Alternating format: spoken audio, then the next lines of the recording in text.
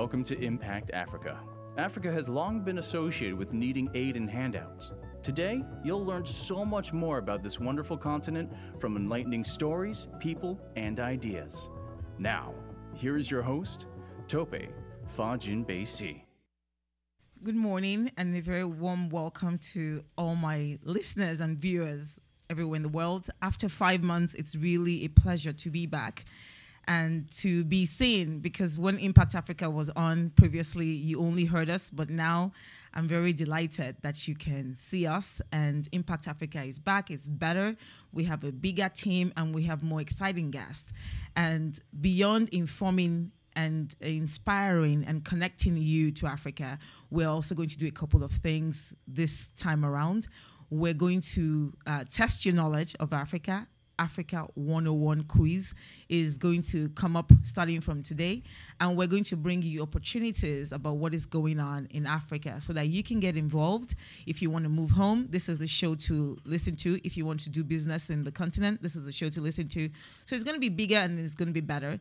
And a quick one to let you know that you can follow us on Twitter at @UImpactAfrica, because we want to hear from you, we want to hear your voices, and we want to carry you along. Don't forget, Impact Africa is all about building a community of Africans and friends of Africa who are going to provide solutions to the continent's biggest challenges, and of course to celebrate the continent's biggest achievements. So to kick off this new season and new life of Impact Africa, I'm very delighted to welcome a very good friend of mine and a very inspiring son of Africa, Mr. Patrick Okigbo. Patrick, welcome to Impact Africa. Thank you, Tope. For those of you who don't know Patrick, beyond telling you that very soon he's going to be Nigeria's president, he asked me not to say this on air, but I said this is my show, so I can say anything I want. So beyond him, being Aso Rock very soon, Patrick is a very, very talented person. He has a company that we'll be talking about called Next Year Advisory, and Next Year is in the business of doing something that a lot of us run away from, to change government, to influence policy in Africa. This is something that is so new to us, and we'll be talking really about that, why he decided to do that. Patrick has a very rich background. He has worked in consulting, in banking, and he has done some trading. I don't see this in his bio, but he has done some trading as well. And he has done quite a number of, travel. He's actually, a son of Africa, living in Africa, but traveling all over the world right now. So I'm very happy to catch him on his travel. Welcome to Impact Africa, Patrick. Thank you, Tope. So is there anything in your bio that I didn't mention? Because, it's very long. Is there anything that, people should know? I think you covered everything. No, I didn't cover everything. Don't make me say some things. Okay, well, my background, I have a degree in agriculture. Yes. From University of Nigeria.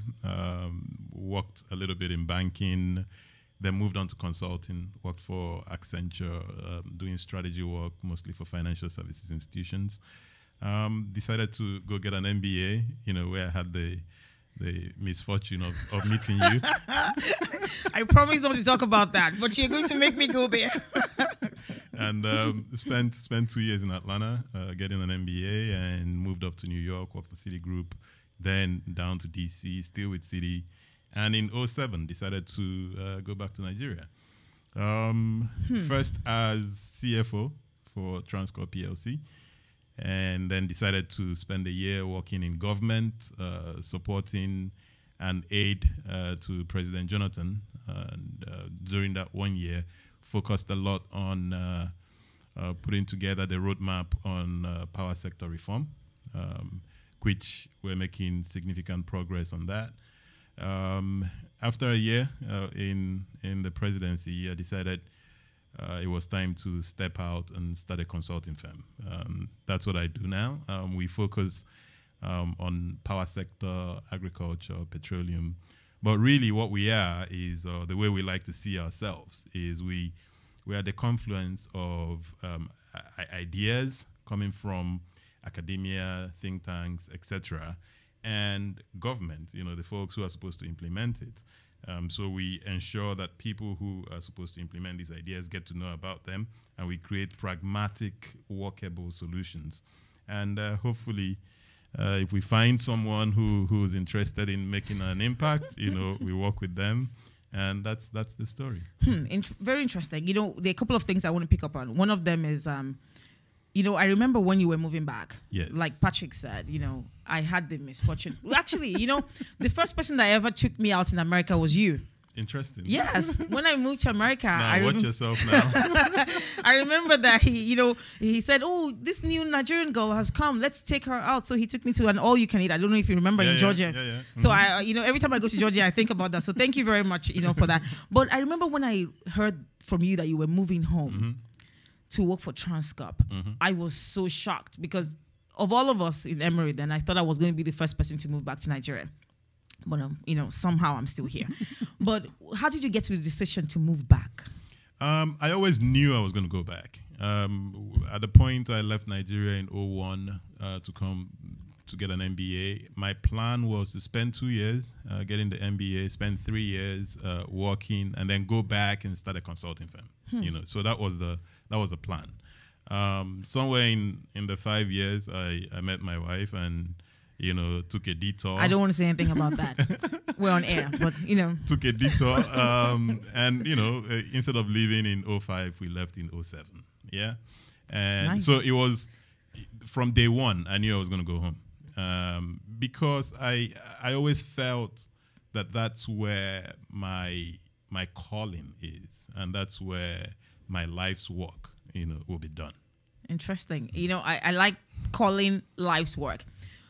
And there's been this debate that we Africans in the diaspora, as we like to call ourselves, you know, can make all the noise we want to make from outside, but it's not going to make an impact. Do you think that as well?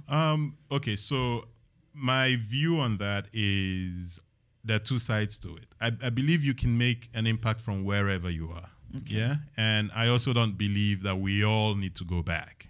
170 million people. There's no space. Yeah, I don't think we all need to go back. But I think for people in the diaspora, we need to move beyond just the criticism.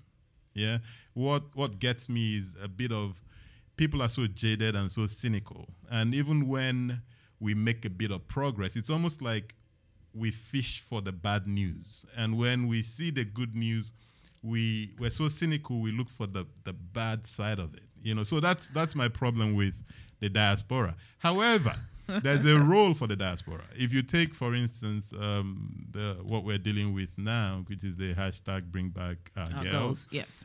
If the diaspora didn't jump on it and support the movement on the ground, maybe we wouldn't have made as much progress, you know. So there's a role for all parties. And, you know, it's very interesting that you make the point about jumping on the bad news, because really you've just said the essence of Impact Africa.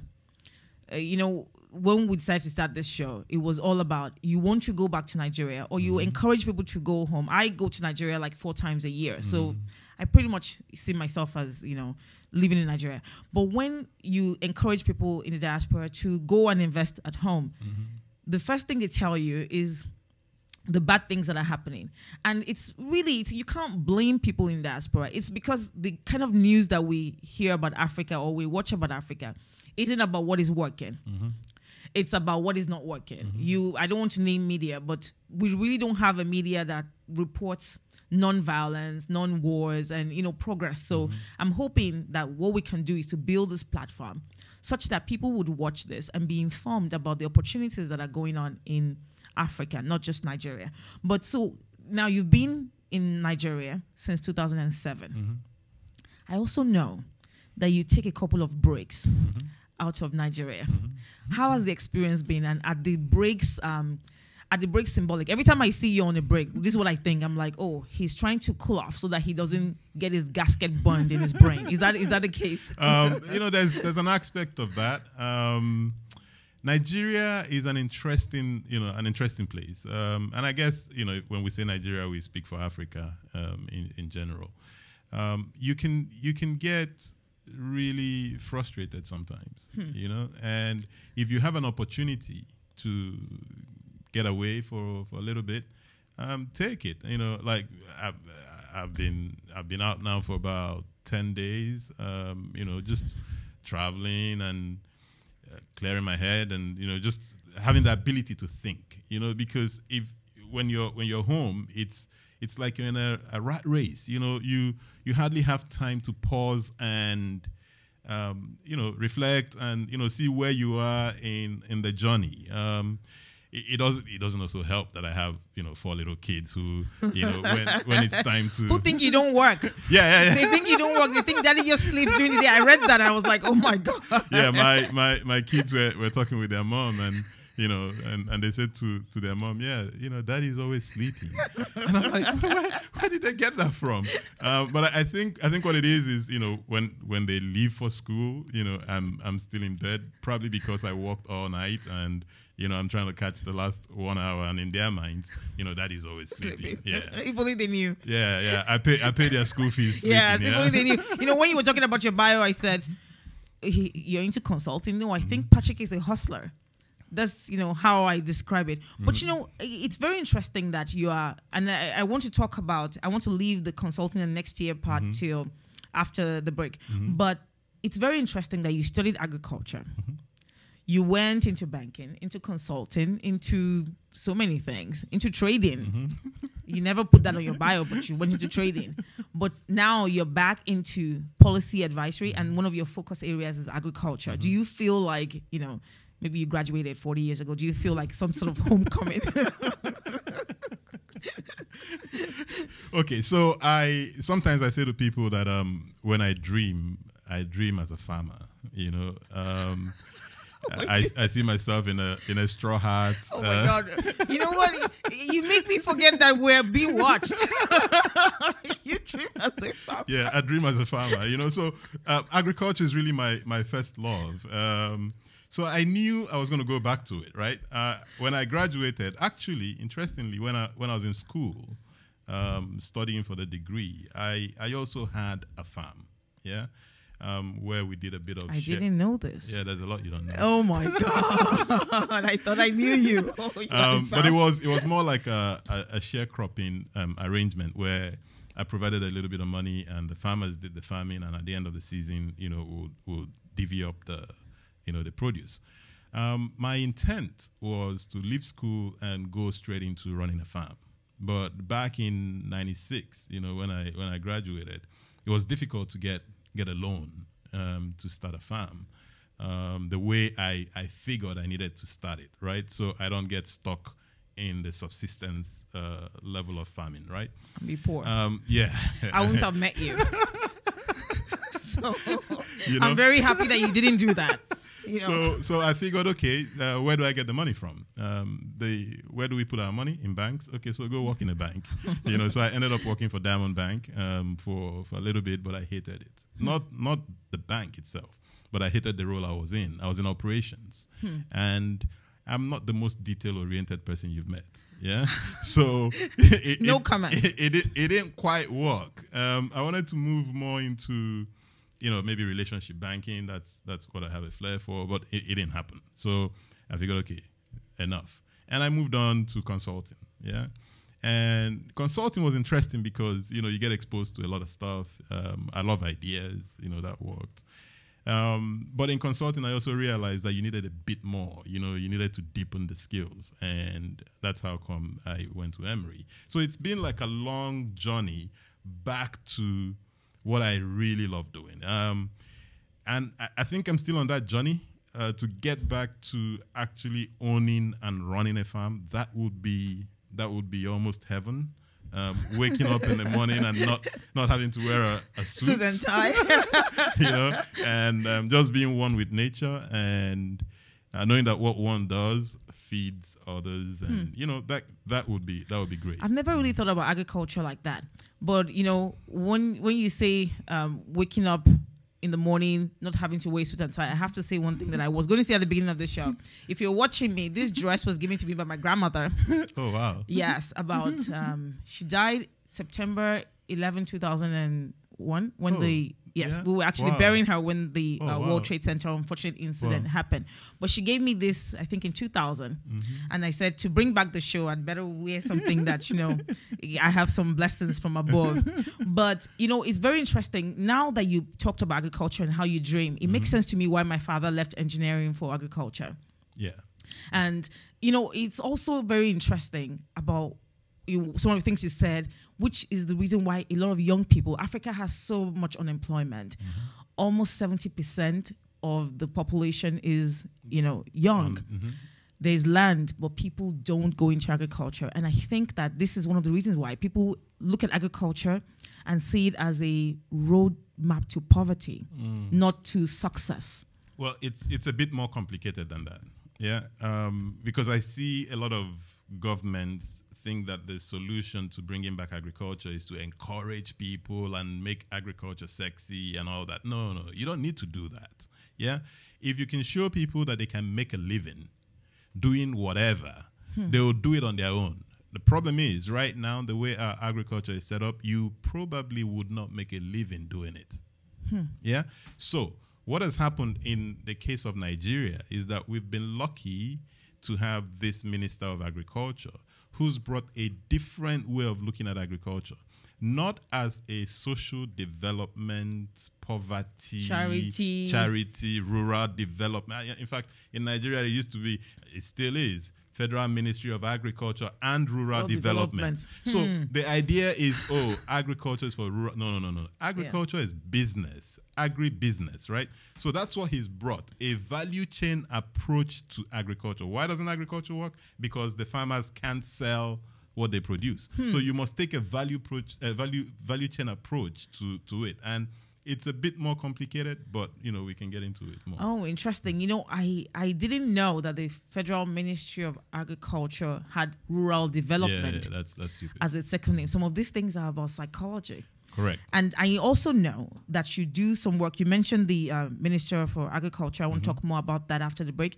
You mentioned, there's some things I want to pursue about how your influence with government is working, and that's going to be the second segment you're listening to, and you're watching Impact Africa.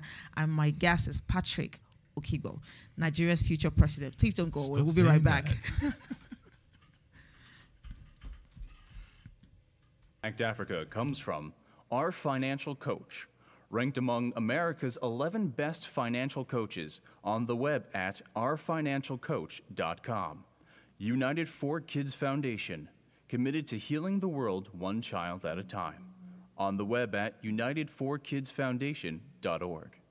Frad Consulting, planning and designing services where you are always in good company. On the web at fradconsulting.com. And from Outside in HR, pointing the great companies to the future of successful HR. On the web at outsideinhr.com.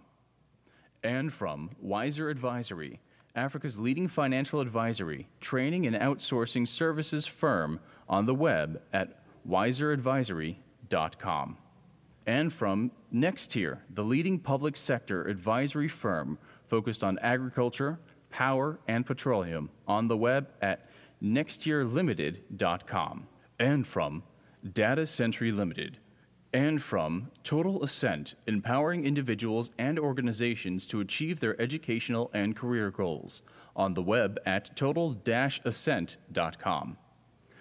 And from Brave Little Heroes, helping kids discover their inner awesome. On the web at bravelittle.heroes.com. To support Impact Africa, please visit our website, impactafricaonline.com. You are listening to Impact Africa. To connect with the program, please call 1-443-499-2755. That's 1-443-499-2755. You may also send an email to info@impactafricaonline.com or tweet at @UImpactAfrica. Now, back to our show. Welcome back to Impact Africa, and yes, with my guest, Patrick Okigbo. And I want to thank Ibu Kunjayola, who is behind the scene and keeping me on track and making sure everything goes well. She doesn't want to be seen on camera, but thank you, Ibuku, and thank you to every other person. Thank you to Ngoma. I just got your text. Thank you to Ade Okukwe, and thank you to Tenny Tayo, all the way from Accra, Ghana. That's the Impact Africa production team. I'm really honored and blessed to have you guys. So welcome back to Impact Africa, Patrick. Thank you. So now to the real big deal. You decided to have the crazy idea to change governance. In my mind, you went to Nigeria and decided to be a DC lobbyist. And, you know, first of all, why did you could have done so many things, but why government advisory?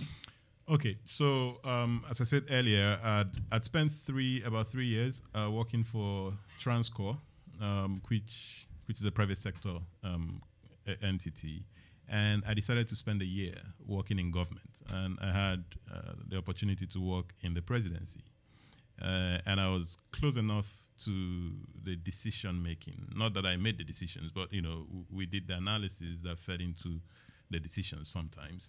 And sometimes I like that. What I saw scared me.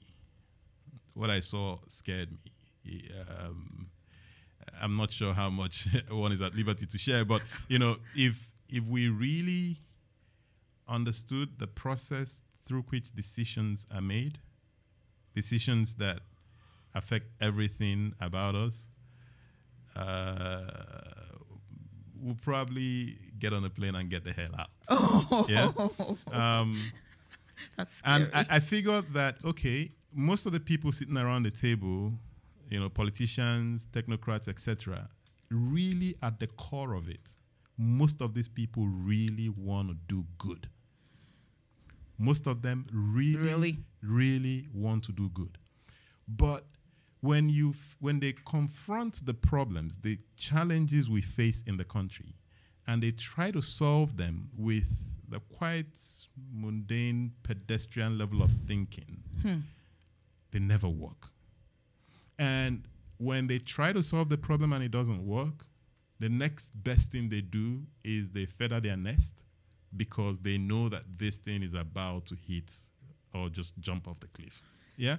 So I figured, instead of sitting in here and, you know, giving advice to some of these people who really don't control the nuts and bolts of it, you would think that being in the presidency, you make a decision and then it works. Where the tire meets the road or rubber meets the road is usually at the agency level.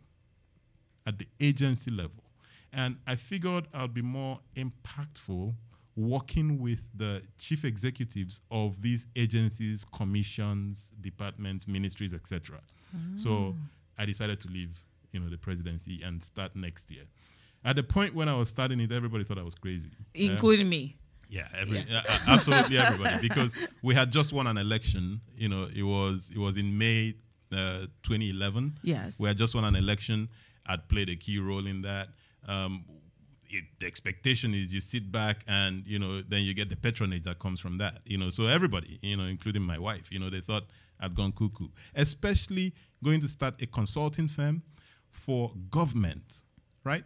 First of all, you're selling to people who don't know that they need the help, who, even when they know they need the help, are not motivated to pay you. Yeah. You know, and even when you give the advice, you know, 9 out of 10 times it ends up on a shelf somewhere and nothing gets done. So you must be either really crazy, you know, to want to do this, or maybe it's your vocation. And I think it's the crazy part. Your own part, I think, is the crazy part. You know, just so we're clear, I have to tell you that I think you were crazy because you live inside the government. I thought it was weird. Yeah. I said he's going to come out of the government to work for the government that didn't listen when he was inside the government. But you know, a lot of people may look at you and say, "Oh, you know, Patrick can start a consulting firm." You know, he already made connections in government. After all, you were recruited from here by Transcorp, by a government agency, so to say. But I can't do that. I cannot, nobody's going to listen to me, because I hear people say that a lot, that in terms of like the security challenges in some of the African countries, there are people here who work for Homeland Security who say, I can tell the Nigerian government some things that they can do, but nobody's going to listen to me. So is anybody listening to you? Well, like I said, maybe 1 out of 10, but I'll hang on to that. That's good enough. Yeah. There are people we've worked for, who've gone ahead and implemented stuff. And for that one, it's so fulfilling. It makes it worth it. Yeah. There's a little project we completed just before I left, which is a rethink of how small and medium scale enterprises should be financed. Yeah, we've made a lot of effort. All the governments have done one form of SME financing or the other that never worked. There's Smeden. There's Smeden. Yes. There's all kinds of stuff. Yeah. Yes. So we developed the document, and we believe we have a core sponsor. At the point where it matters. A very senior. Can I guess?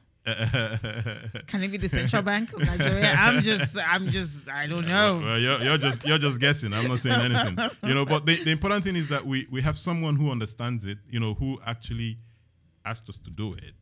And has critiqued it to great levels of detail, which shows us that he's interested. Yeah. It's also made it into his vision statement. And we're hoping that with him as a champion, we can reshape the way SME financing is done in Nigeria. If we're able to do that, then all the other projects we did that never saw light of day, it would have been worth it. Yeah, because think about it. The unemployment, now, when we say unemployment in Nigeria, 27 point something %, that's people who are actively looking. Yes. There are people who have stopped looking. And they are underemployed people. And they're underemployed. I mean, it's a mess. So how do you get out of this mess? We must make it possible for people to start businesses. If we're able to get this SME thing going and hundreds and hundreds and thousands of people are able to access finance and start their businesses, then going back to Nigeria would have been worth it. Dealing with Boko Haram would have been worth it. Dealing with having to create your own local government to be able to exist in the country. All of it would have been worth it.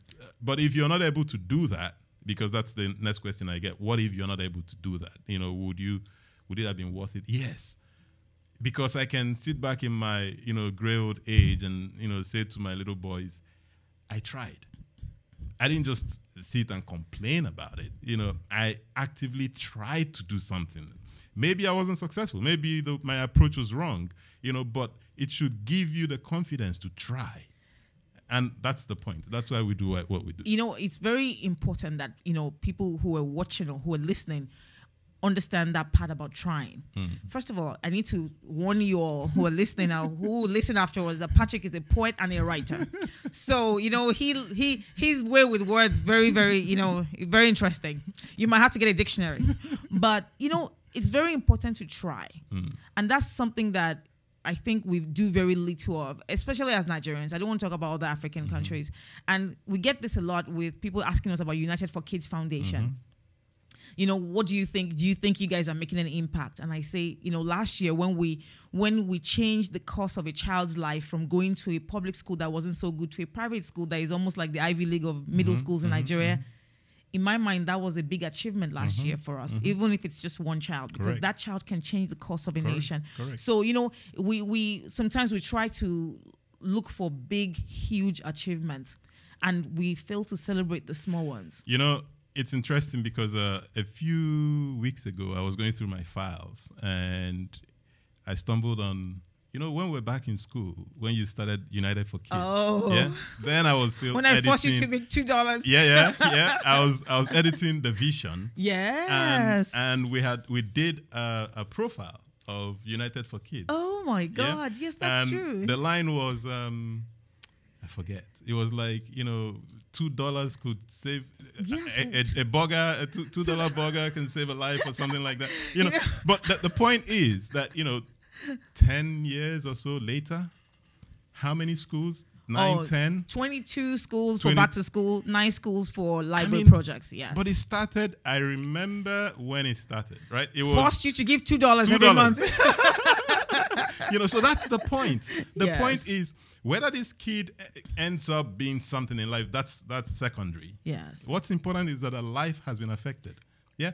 And when you break it down, don't think of changing Nigeria. Once you start thinking about changing Nigeria, Yeah. you get frustrated. You get tired. You get cynical. You get jaded. Yes. Think about changing your circle of influence. Yes. Just that radius. Once you can do that, forget it. Because if every other person is trying to do just their circle of influence, all those concentric circles will come together. Absolutely. It could be the little village school in your village, and you take on 2 kids from there and pay whatever tuition, 2,000 naira, 3,000 naira. It doesn't matter. What's important is that you're doing something. You're doing. We're moving. And somebody on the side would look and say, if he can do, maybe I can. Yeah. And the person will join. And that's how you change society. I have to agree with you. First of all, tonight, United for Kids Foundation is hosting a gala in Columbia, Maryland to raise money for our back to school. And we're going to be sending this year, by the grace of God, 20,000 children back to school. And last year, when we said we were going to send 10,000 children, everybody was like, 10,000? Seriously, where are you going to get that money from? At $12.50 a child. Well, we sent back 11,400. Excellent. So this year, we're shooting for 20,000. And I think that trying not to, if we wanted to change the lives of the millions of children in Nigeria, we might get overwhelmed. But I think we're slowly getting there. That's it. And, moving very close. And I want to thank you for giving me your $2 when you had no job. So thank you. Thank you so much. And speaking about impact, in the past 1 week, Africa, not just Nigeria, has lost 2 very significant people who made very big impact. In the case of the Emir of Kano, Ado Bayero, in a very polarizing society, in a very conflict-ridden section of the country. This guy was a peace figure. And also the Dora Akunyili, who, waged a serious war against fake drugs in Nigeria. What was your impression of this too? Interestingly, I earlier in the week and yesterday I wrote tributes, one for Ado Bayero and one for Dora Akunyili. For Ado Bayero, I had the rare privilege of meeting him in 1993. Wow. Yeah, I'd gone up to Kano to spend my holidays with an uncle who's late now. And he was an insurance man, and you know how insurance people are. He was also a guy about town. He knew everyone, So on one random occasion, I said to him, 2 things I'd love to do in Kano. I'd love to see the Great Wall of Kano, and I'd love to see the There's a Great Wall of Kano? Yeah. Oh, really? I didn't know that. Yeah. Wow. And I'd love to see the Emir's Palace, and, I just put it out there. You never know. One evening he came back and said, I've scored a visit to the Emir's Palace. And, on our way over, he starts telling this long tale of how he's sure the Emir of Kano is really an Igbo man.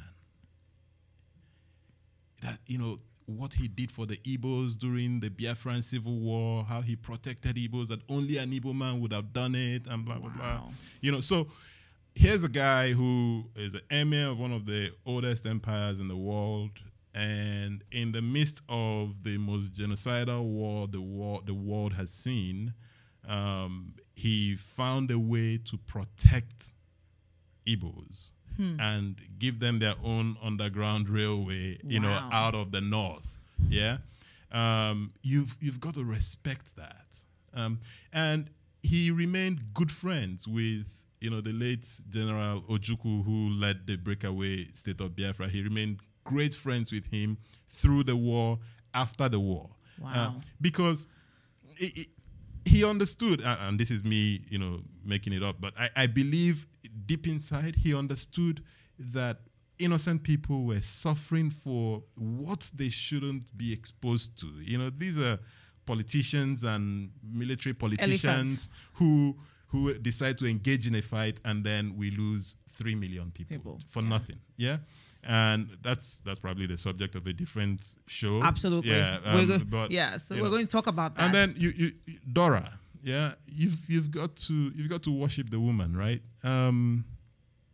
Came from nowhere, became DG of Nigeria Agency for Food and Drug Administration, at a point when almost a great percentage of the drugs sold in Nigeria were fake. Or adulterated. Yes. And he fought the cabal to a standstill where today, if you buy medication in Nigeria, you know it's probably, it's not fake, right?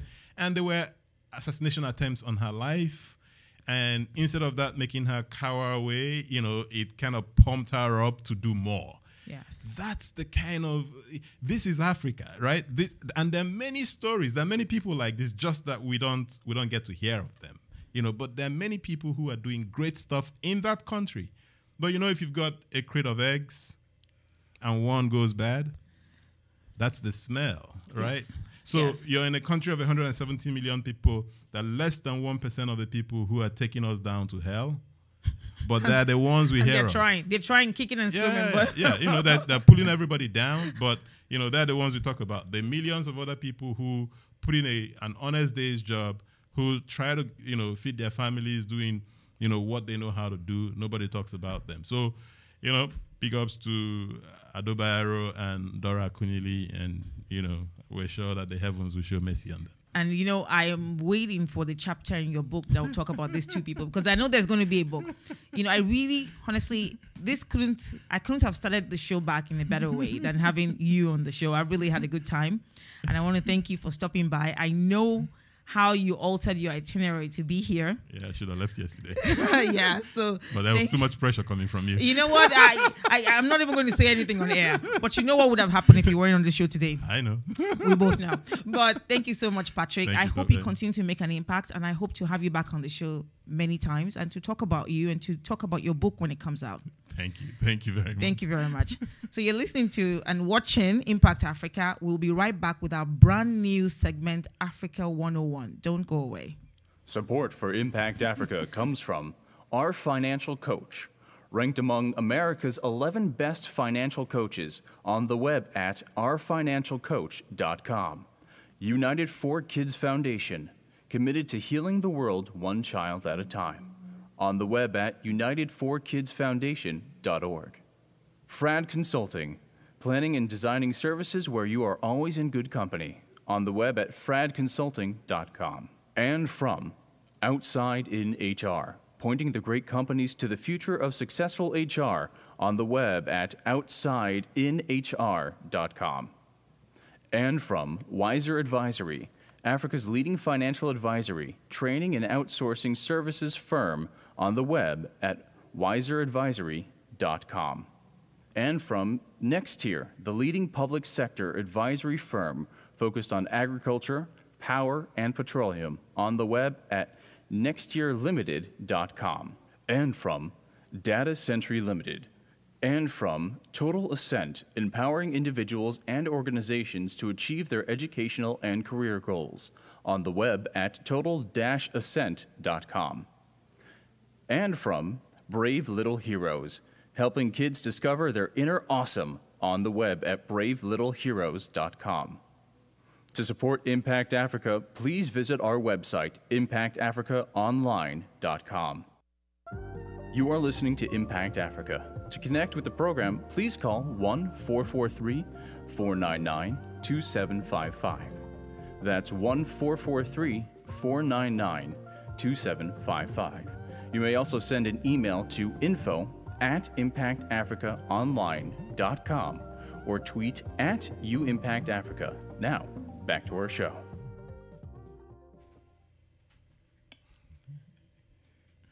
Welcome back to Impact Africa, and it's me, Tope Fajingbesi, and Patrick Okigbo is still here. We're going to start our brand new segment called Africa 101, and we're going to have the some Africa contestants 101 on air to participate. So, Rashidat, are you there? I have Rashidat and Simbi. They're going to be today's contestants. Are you guys there? Okay. Okay, fantastic. So the way Africa 101 is going to work is we want to test your knowledge of the continent. Very easy questions. You have a choice of picking, there's question 1 to 16, and you have about 30 to 45 seconds to answer each question. And You pick any number between 1 and 16. Rashida, you go first. And wow. No pressure. no pressure. And if you don't know, you have 45 seconds. If you don't know the answer to a question, get your army on Twitter to tell the answer. If they get the answer and they tweet with hashtag Impact Africa, hashtag Africa 101, you get the point, okay? But make sure they don't tweet an answer to Simbi's question and vice versa.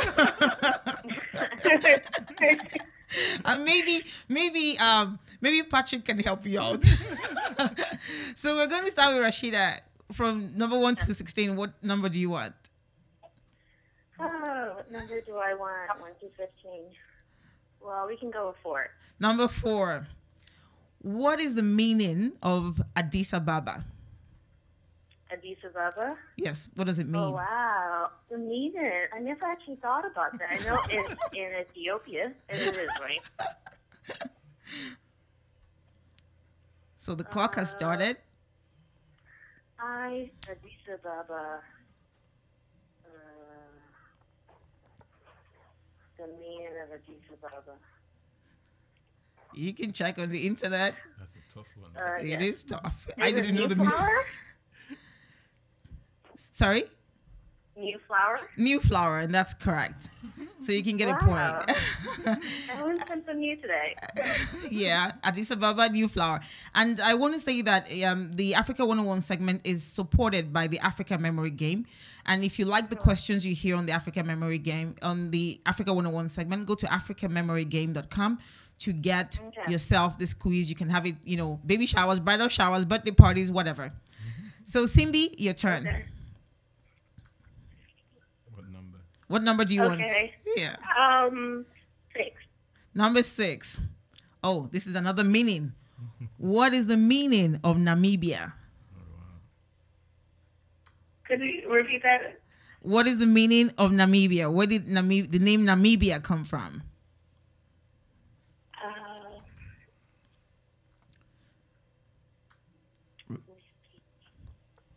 Remember, your friends can go on Twitter and post the answer on your behalf. Hashtag Impact Africa, hashtag Africa 101. You said, what is the meaning of Namibia? Yes. And how many seconds does she have left? You have 20 seconds left. Patrick, do you know the meaning of Namibia? No, I'm learning. Yes, I'm also learning. Any answers come for her from Twitter?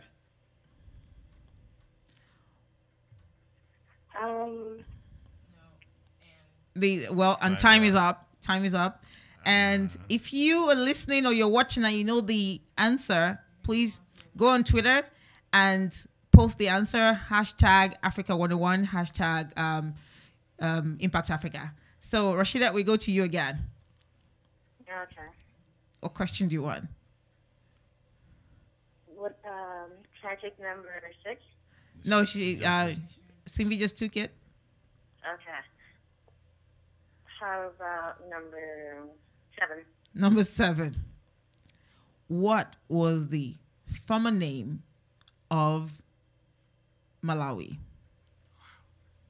Full name of Malawi. Wow.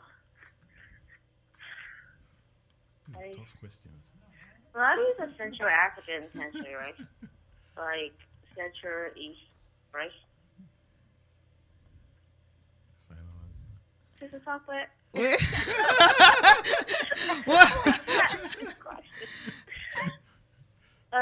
From the name of Malawi.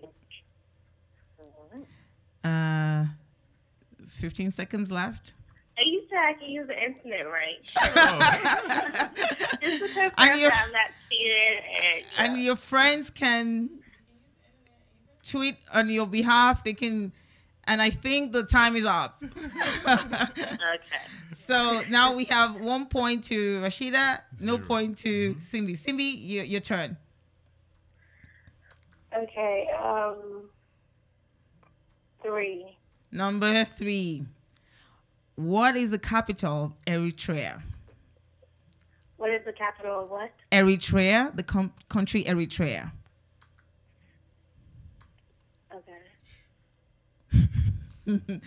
If you like these questions and want to learn more about Africa, please go to the africamemorygame.com and get your very affordable and very cheap quizzes from there as well.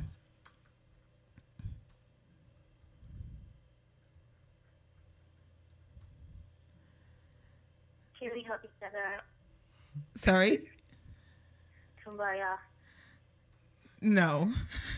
As Mero? No, is that your final answer?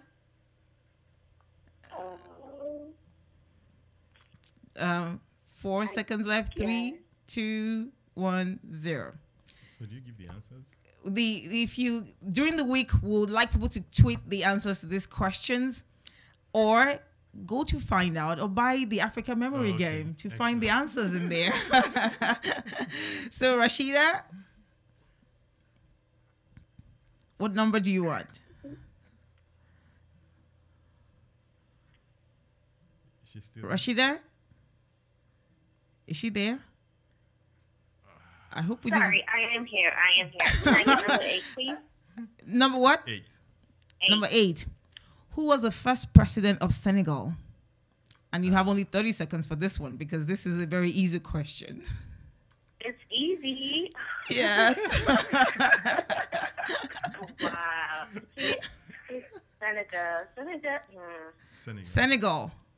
The West African country of Senegal. Who was the first Yes, I president? know it's in West Africa by Gambia. But president, I don't know who the first You have 10 president seconds. And that's my country. When next anybody's coming on the quiz, make sure you line up your army on Twitter. Time up. Oh, I know. Time It's up. I'm sorry. Time off. off. Time off. Oh, no. That was a great one. Yeah, that was, it's true. You got it, but the time was up. So, Simbi, you have a chance. What number do you Is it my want? turn? What number? 10? Oh, no. 5. Number 5. What is the largest country in Africa in terms of land size? Not population, the largest country in Africa.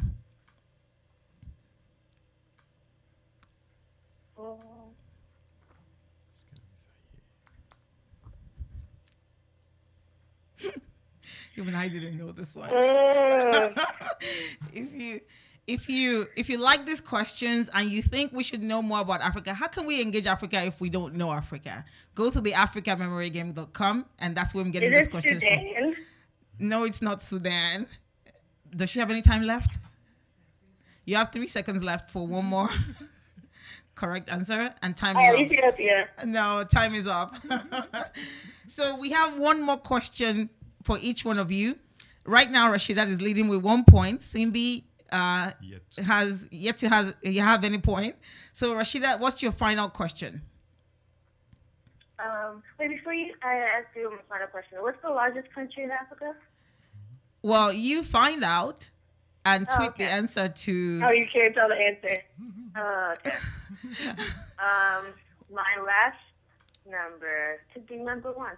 Number 1. Which of the following countries is not one of the top 5 oil producers in Africa? A, Libya. B, Algeria. C, Togo. D, Angola. So you said Namibia? No. Which of the following countries is not one of the top 5 oil producers in Africa? Libya, Algeria, Togo, or Angola? Oh, Libya, Algeria, Togo, and what's the last country? I'm sorry. Angola. Angola. I know Libya is definitely one. Algeria. It's more than a country. Maybe. Togo.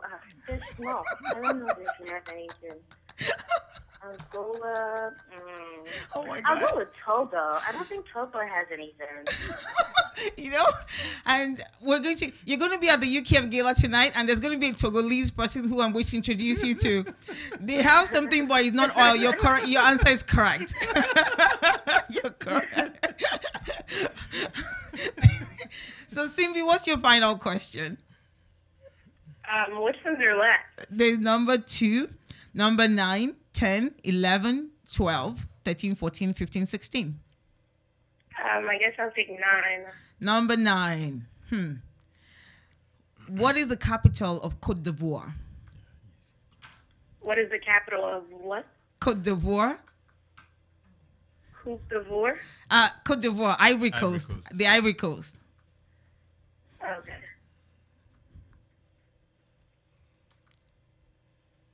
Starts with an You know, I actually thought know it was. I can't pronounce it. Try. Yamoussoukro. Correct, Yamoussoukro. You know, I actually thought Abidjan was No, the but it's capital. not. It's Yeah, not. it's Yes, not. it's Yamoussoukro. You know, honestly, I want to thank Rashida and Simbi. Thank you so much for participating. And if you want to participate, if you're in an African Student Association in anywhere in the USA, please send an email to info@impactafricaonline.com. And we'll be very glad to have you on the show with us. This is a way for us in the diaspora to engage Africa and to understand our continent, to be able to tell our stories. And if you like these questions and you want to get more questions, please go to the africamemorygame.com. They're the proud sponsors of this. They've got many games and many quizzes for kids, for adults, and questions like this that would help us to engage our continent. You know, and now I guess it's almost time to wrap up. I will be right back after this short break. From Our Financial Coach, ranked among America's 11 best financial coaches on the web at ourfinancialcoach.com. United for Kids Foundation, committed to healing the world one child at a time. On the web at unitedforkidsfoundation.org. Frad Consulting, planning and designing services where you are always in good company. On the web at fradconsulting.com. And from Outside in HR, pointing the great companies to the future of successful HR. On the web at outsideinhr.com. And from Wiser Advisory, Africa's leading financial advisory, training and outsourcing services firm. On the web at wiseradvisory.com. And from Nextier, the leading public sector advisory firm focused on agriculture, power, and petroleum. On the web at nextierlimited.com. And from Data Century Limited. And from Total Ascent, empowering individuals and organizations to achieve their educational and career goals. On the web at total-ascent.com. And from Brave Little Heroes, helping kids discover their inner awesome. On the web at bravelittleheroes.com. To support Impact Africa, please visit our website, impactafricaonline.com. You are listening to Impact Africa. To connect with the program, please call 1-443-499-2755. That's 1-443-499-2755. You may also send an email to info@impactafricaonline.com or tweet at @UImpactAfrica. Now, back to our show. Welcome back to Impact Africa. I enjoyed the Africa 101 segment, and I have to confess, I didn't know the answers to the questions until I got it. Thanks, Miss Paulette, for allowing us to preview the Africa Memory Game. I think this is very fantastic, and Patrick actually agrees. Yeah. And I think this is something that we need to take everywhere. Mm-hmm. In Africa, in the USA, we need to begin to understand our continent and know how to engage the continent. I want to thank my guest today, Patrick Okigbo. Thank you so much for stopping by, and thank you for sharing your wisdom with us. And for those who don't know, Patrick is going to make me one of the first non-Eastern commissioners in an Eastern state in Nigeria when he becomes governor. I want to thank the fabulous Impact Africa team, Ibukunjayola, Adeyemi Okupe, Teniola Tayo, and Ngoma Mugalu. Thank you so much. You guys have been awesome. And I want to thank Listen Vision Live Studios, Eric Sherman, and everybody else in the team. Thank you so much. And please join us same time next week, 9 a.m. On Sundays, we will be here. This is our permanent home. And if you have any questions, any contributions, connect with us on Twitter at @UImpactAfrica. Thank you, and keep inspiring and impacting Africa. Good morning. Thank you for tuning in to Impact Africa. Please join us again next Sunday at 9 a.m. Eastern Time, 1 p.m. GMT at listenvisionlive.com. Have a good week and keep impacting Africa.